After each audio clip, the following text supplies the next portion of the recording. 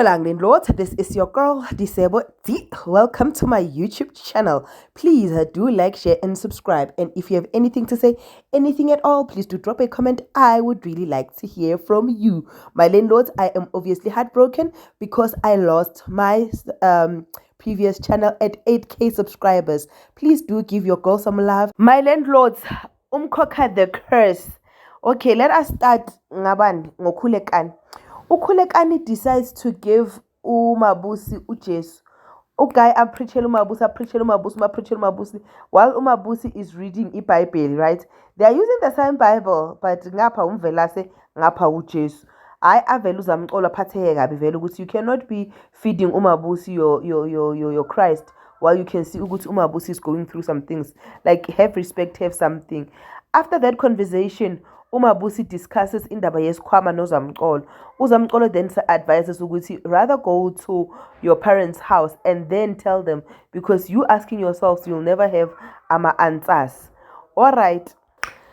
Sisakhuluma ngokhulekani, ayehla uNomkhosi adla ipikiri, ugela adla ipikiri. Mbuza ukuthi wayadla ipikiri. Ukwatela ukuthi bamchopachopile ngendaba ka Sibahle. So ukhiphela istress kukhulekani ngokuthi why ufoster uMabusi ukuthi athathe uJesu ngenkani. Why are you shoving your Christ on our throats?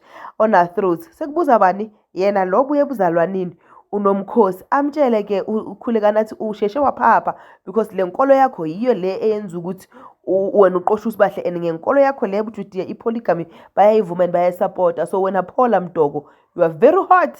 Umdogo ke njengoba ashisa kaso akazi ukuthi ngalo uSibahle uyagruma ugrumelana ukubuya back. Bamgrume ke uSibahle bamtshela ukuthi abe right kuMabusi, bamtshela ukuthi nje abe ipapaphi nje aphathe uMabusi kahle ukuthi uMabusi azamthanda, and then kancane angena uzamxolo. Hayi vele she was ready, and then she did go kaGumede. I mean kaMvelase. Makafika kaMvelase ke uzamxola buza umbuzo athi, how many times must I say ukuthi I do not want this woman here? How many times? When will you find a time to respect me? Ningihloniphe. Alright, ngale kaGumede before uMabusi angena uPhakathwayo can't eat, uPhakathwayo can't do anything. Like, the house is very cold.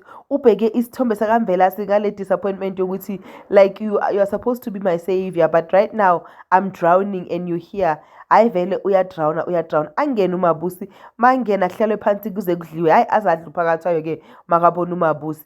But uMabusi athi angizelanga la ukuzodla kahle nani. Ngizelela ukuzobuza ukuthi iziphi ikhwama lezi umabe kakhuluma ngazo athi mazingatholakala kuyophela nya Umkhokha. Hey, babhekana etafuleni babhekana. uGabisile wathiya amehlo straight kuMaMzobe. You know why? uMaMzobe knows. uMaMzobe uliphethe lonke ifile liphelele. Guys, will this be the time where ikhwama ziphuma khona? Asikhulumeni silethe ngapha nangapha. Is it the time la ikhwama zizophuma khona finally? Yeah, this is your girl Disebo D. I love you. Peace. Bye.